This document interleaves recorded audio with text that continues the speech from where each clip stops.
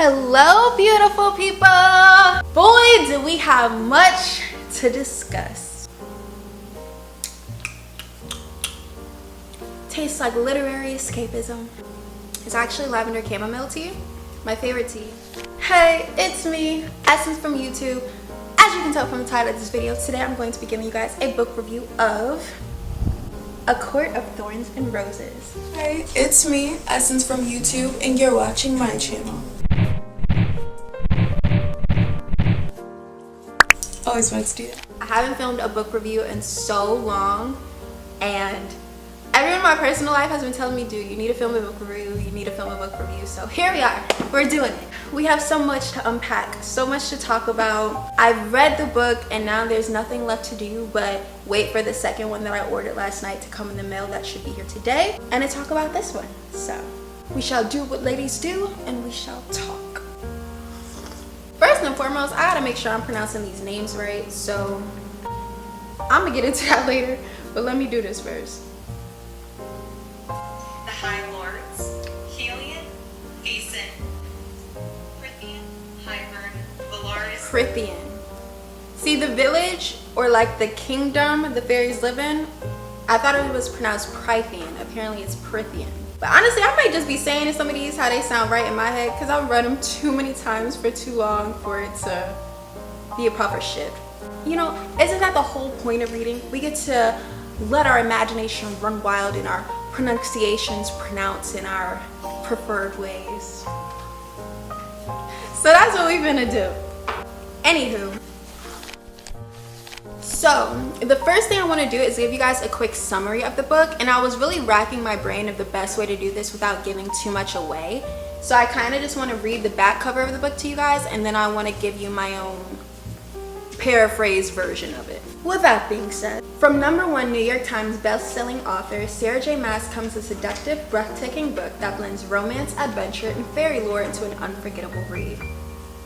When 19-year-old huntress Favor kills a wolf in the woods, a terrifying creature arrives to demand retribution. Dragged to a treacherous, magical land she knows nothing about, only from legends, Favor discovers that her captor is not truly a beast, but one of the lethal, immortal fairies who once ruled her world. At least, he's not a beast all the time. As she adapts to her new home, her feelings for the fairy Tamlin transform from icy hostility into a fiery passion that burns through every lie she's been told about the beautiful, dangerous world of the Fae. But something is not right in the fairylands. An ancient, wicked shadow is growing, and Favor must find a way to stop it or doom Tamlin and his world forever.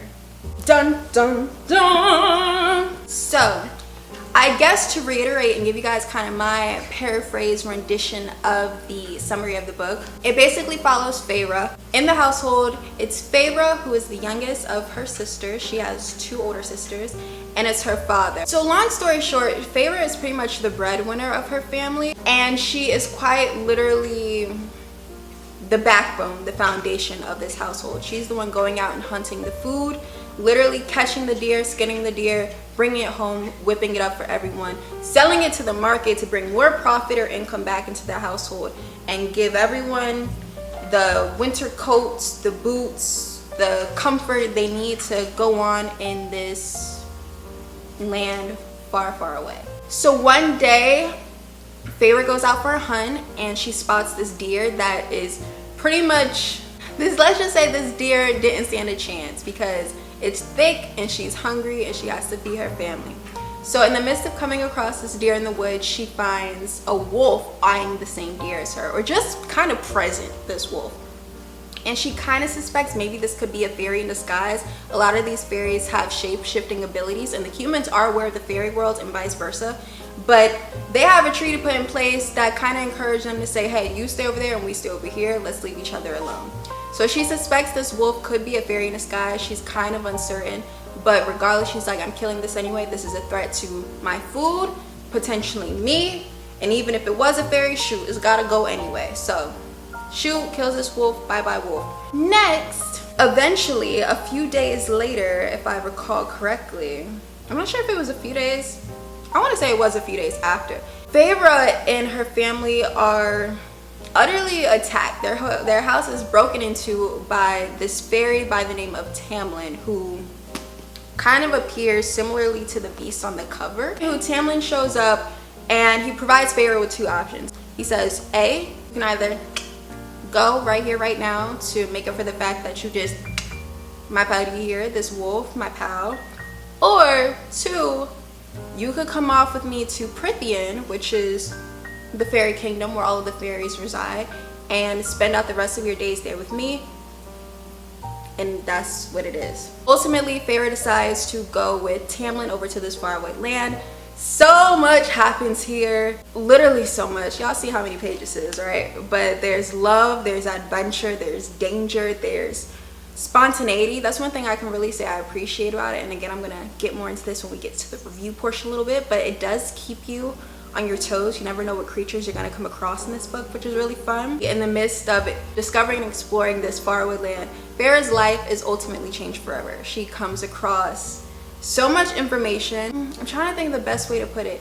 She comes across all of this information that ultimately is life-changing, and it forces her to make some choices about what she wants to do with her life and for the lives of the future of her loved ones as well. That's kind of there to give you guys a brief summary of the book.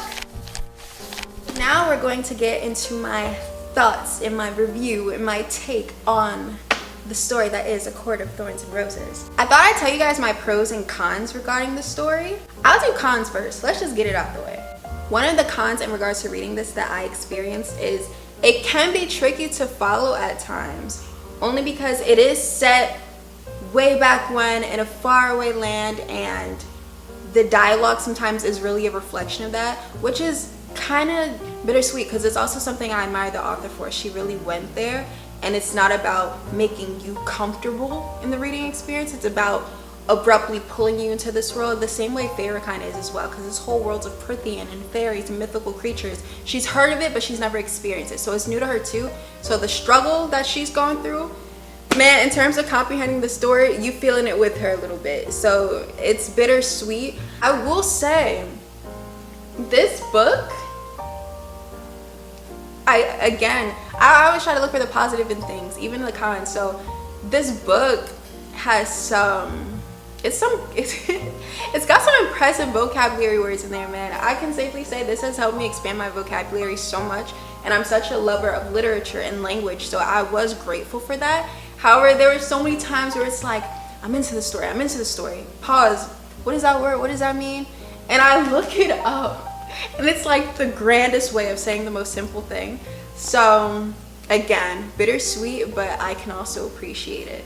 Another con would be these characters' names. Yeah, I've lost count of how many times I had to go back and look up how to pronounce these characters' names properly. And I'm all for creativity. Shoot, look how my name is spelled. I'm all for creativity. I'm all for unique names.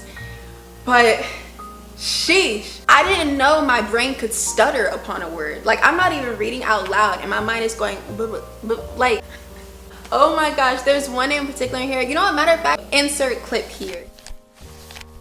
For A Court of Thorns and Roses, we've got Feyre, Nesta, Elaine, Amarantha, Alice,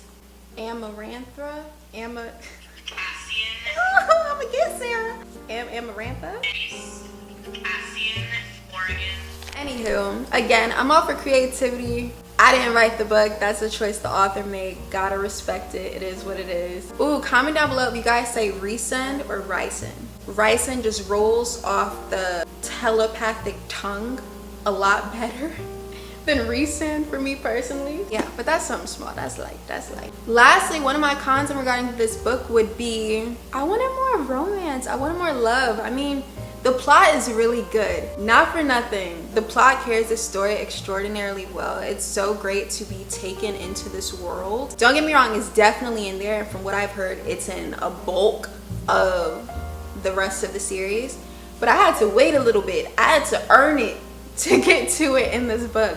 Not for nothing, great build up. I like a slow burn from time to time. I really do. So would I say this was a slow burn? Yes and no, but either way, it was a treat to get to the love in this. It was. But next book, I'm gonna need a little more, and I've heard there is a lot more. So I can't wait for it to get here. Oh, I also meant to tell you guys, if you notice my setup is a little different today, I just thought I'd switch things up a bit. So we are no longer in my room. We are in my living room. Ta! Let's get into some of the pros of the book, some things I really did enjoy and I really could appreciate. The first one is the world building. Guys, this is actually my first time reading anything in relation to the fairy world or lore or realm. As far as mythical creatures are concerned, vampires, werewolves, I'm there. Mermaids, sirens, I'm there. Angels, maybe. But I've never dipped my toe in the fairy world before. I wasn't even sure if I was gonna like it. And I think that's partially because two things can get so confusing so fast when you enter the fantasy fairy tale realm. Part of me thought it would have been a little corny too. I'm picturing like, could it be hot with pointed ears? I don't know, we're gonna find out. I had two people I know personally who read this book and were so adamant about me reading it. So shout out to them because here we are, loved it, enjoyed it. I say all of that to say the world building in this book is really great and the author does a really excellent job at that as far as establishing the difference between the human world, the mortal world, and Prithian. You know, it's a very clear difference, the wall that separates the two. I really love how in Prithian it's so unpredictable as to what the main character can come across. It's so many different types of creatures, it's so many different stakes, it's so spontaneous, and that's what I love about it. You don't have too much space to get bored. There isn't a lot of filler chapters, you know, that are kind of just passing the time, and when you feel like it is starting to get a little bit to that point, boom, conflict, climax, and then you're just rolling from there, and it really keeps you on your toes, and that's something I can so appreciate. One thing that I can tell you about me, I know how much I enjoyed a book based off of how long it took me to read it. I've had books that I didn't enjoy so much take me months to read just because I would start, lose interest, stop, start, lose interest, stop, because there were a lot of those filler chapters or it just wasn't something that was holding my interest, whether it be the writing, the plot, or whatever the case may be. But this, it definitely keeps the ball rolling, it keeps things interesting, and even when it does feel like it's starting to go down that slippery slope of, I guess, predictability and repetitiveness, as soon as it feels like it's heading in that direction, it just completely flips the switch and throws something else in there, another conflict or plot point or answer to a longing question. So yeah, good stuff, good stuff. So another pro is the plot is pretty interesting, which kind of ties into everything I was saying before. The author does a really great job of keeping you on your toes. There's so many layers to everyone and everything, and even when you receive an answer, there's so much more to seek, you know, and not in a bad way, because there are some movies that I don't like when a movie ends and then I have to Google blank explained. I can't stand it because I like clarity. This book does a great way at answering your questions. And then once those are answered, you get different questions that can be answered now from a different plot or a different circumstance. Like, it gives you the perfect amount of closure and then opens a door for more opportunity and more adventure. So that's the best way I can put it, and that's something I can really appreciate about it as well. Lastly, one of my pros that I have written on my little notes list over there, the characters are pretty diverse. I love how different their personalities are. Oh man, for those of you who don't know, I love writing so much, not just reading, but writing as well, and creating stories and creating characters. And I feel like one thing that's often overlooked is an author's ability to diversify her characters. Because when you think about it, it's so impressive. These are all people and ideas and situations that are coming from one mind. And yet one mind can create 10, 20, however many characters or people that don't get along, or they do, and it's just so fascinating. She's really managed to break up her own mind into a bunch of different people and characters for us to enjoy as well. Speaking of characters, I kind of wanted to talk about some of my favorite ones a little bit. My favorite characters, I would definitely say Ryson, very intriguing. I want to see more of him. Lucien, I know I'm pronouncing all these names like how I want to, but anywho, Lucien or Lucian, I'll say both when it comes to him. I really, really enjoy his personality. He's definitely someone that grew on me. I feel like some characters you can kind of cast or stereotype. Like, we know what the sidekick best friend is like in every movie. They're usually the funny one. They're usually the fashion forward one. The thing is, even the quote unquote side characters in this book, they're not as predictable or easy to stereotype as archetype as one may seem. Because there's certain things Lucien does and I'm like, he did that? Like, that's dope. And I'm not gonna spoil anything for you guys, but there was a moment where Favor really needed his help and she didn't even know it, and he wasn't supposed to help her, but he did anyway. I'll say that. I didn't even expect him to say anything, but he did, and that meant a lot to me. So yeah, I really like Lucien. Very funny. We need a comedic character, and I always fall in love with them each and every time, because they're not just the comedy or comedic relief. I feel like oftentimes they're a reflection of someone we know personally. I think all characters are to some extent, but I have so many funny friends, so I tend to gravitate towards the comedic character each and every time. Another character too I really enjoyed is Feyre. Here's the thing, I feel like people give main characters of books and movies such a difficult time or rep. I've heard so many people talk about how much they don't like Elena from the Vampire Diaries, and some ways I understand, in some ways I don't. Personally, I don't really mind her as a character. But anywho, I just say that to say, if you saw someone every second of every day, you would find everything about them. You would find their flaws, you would find their strengths, you would find their weaknesses. And so it creates a gray area of not necessarily them being black or white, good or bad. You've seen them whole as a person, similar to the way you see yourself. I think in seeing Feyre in this story, seeing her mistakes, her trials, her tribulations, I really enjoy her as a character. I enjoy seeing this world through her experiences, because I feel like she's not predictable, which is something I can appreciate. Yeah, most of the time she has her moments, but she doesn't wait for people, and she has like some morals and values that I can respect. Another one of the big things, and I'm gonna get into this too when I talk about some notable quotes I want to mention and share with you guys. She is big on keeping your word, keeping your promises. She doesn't wait for people. Even when she knows that they would help her, she always tries to help herself too, you know? So yeah, I enjoy Feyre. She's cool. And before I get into the notable quotes and how I would rate the book and all of that good stuff, very briefly, I want to talk about Feyre's relationship with her sisters. I want to talk about it because I don't hear too many people talking about it, and honestly, I love it because it's so interesting. It's so different. I don't know, shoot. I grew up in an only child household, so this is all just fascinating to me. But anywho, I think it's interesting that Feyre is the youngest sister, and she ultimately is doing everything for her family as far as providing them and taking care of them and making sure they're good. She's the youngest doing that, and I just found that so interesting. I think Elaine is interesting as well. A little on the duller side compared to the rest of her sisters, but I like the equilibrium, the balance amongst them all. And Nesta is so intriguing to me because I think she's one of those characters who is similar to the kind of people who you're looking at them and you just want to know what they're thinking. You're so curious because oftentimes it's this stone wall of strength that is a result of their experiences. You never really know.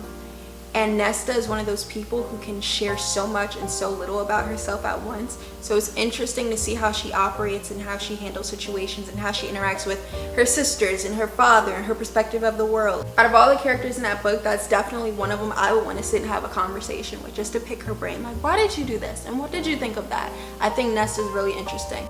And I love the love-hate dynamic she has with Feyre. Just to be clear, this isn't really a spoiler for you guys. They touch on this in the beginning, and throughout the story you see more and more of it. But I think the love-hate relationship Feyre and Nesta have with one another is so it's so interesting because it makes you wonder where they go from here, and it shows the power of family as well. And I just wanted to talk about that and touch on that, and comment down below your thoughts on that as well. Which dynamics or relationships in the book are you most intrigued by, you feel like aren't discussed enough? I'm going to be sharing with you guys some notable quotes from the book. These are just some quotes that I highlighted or stuck with me or I just wanted to talk about, and I have 3 of them, so let's get into them. So this is one of the things I was mentioning before to you guys as far as Feyre's values and morals. Very early on in the story and through bits and pieces without, she talks about her perspective in regards to a promise and making a vow to someone, you know, giving someone your word. And I kind of just wanted to read this quote here. On page 16 it says, "But I'd sworn it to her, and then she died. In our miserable human world, shielded only by the promise by the high fae 5 centuries ago. In our world where we'd forgotten the names of our gods. A promise was law. A promise was currency. A promise was your bond." I think that is such a powerful statement because it shows who Feyre is and where she stands in regards to, what's the word? In regards to her foundation, in regards to her character. I think it shows a lot about where she stands, and you see how that quote there also reflects amongst her other relationships with people as well. Oftentimes when we possess something within ourselves, sometimes naively so, we tend to expect it within other people as well. Sometimes you think because you are an individual of your word, you expect others to be as well, or you assume another is as well when they're telling you something.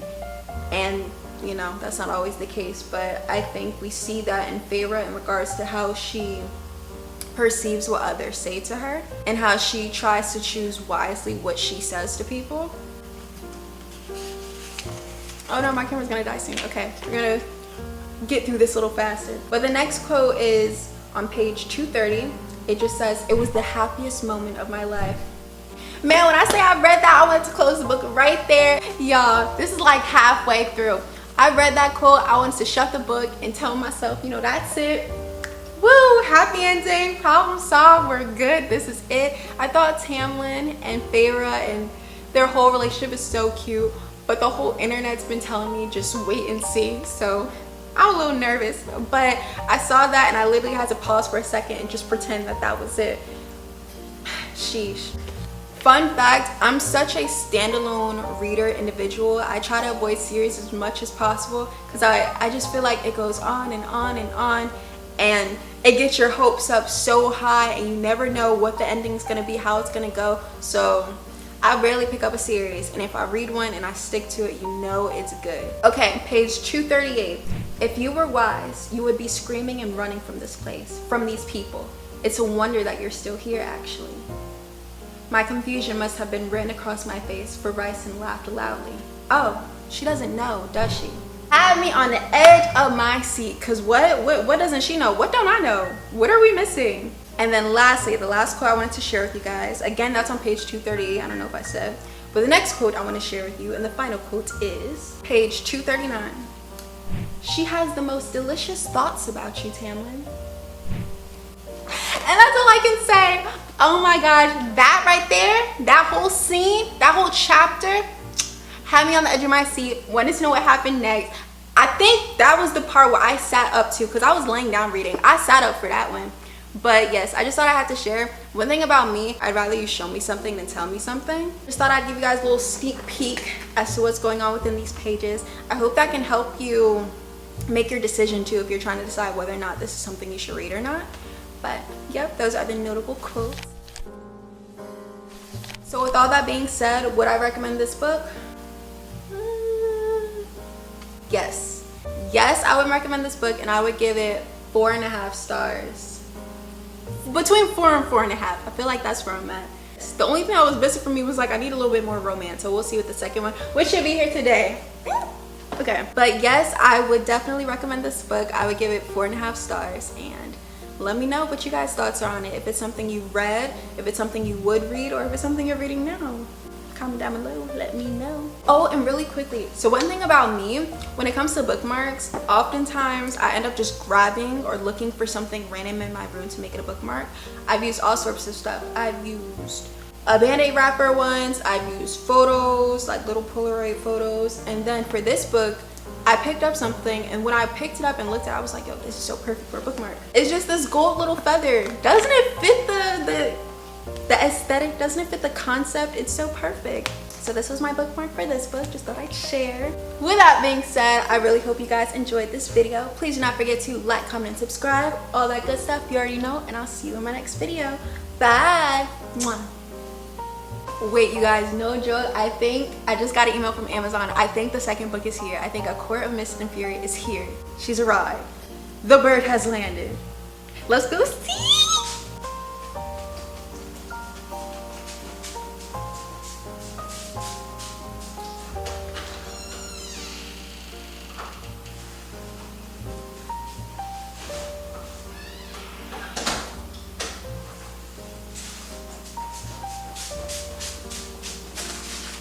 Let's go.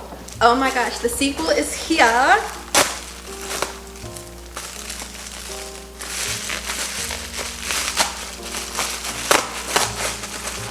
Ooh, she thick.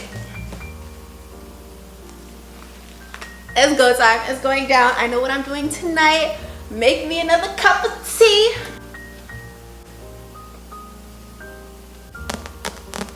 Well, back to Prithvi and I go.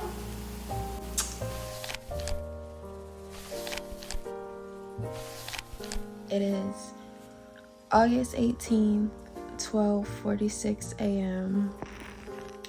I just finished reading A Court of Thorns and Roses. Y'all, I don't know what to do with myself. I feel like I've been staring at a wall for who knows how long, or flipping back to highlighted portions of the book that I annotated. I just feel like my mind is like, okay, what's next? Like, what happens next? And by the time I got to chapter 36, I was like, oh yeah, I'm definitely going to want to continue this series. Because sometimes I don't know. For the longest time, I swore off a series. I was just a standalone reader. I wanted to read a book, be done with it, no series for me. I've gotten better with that. And with this, man, I got to chapter 36.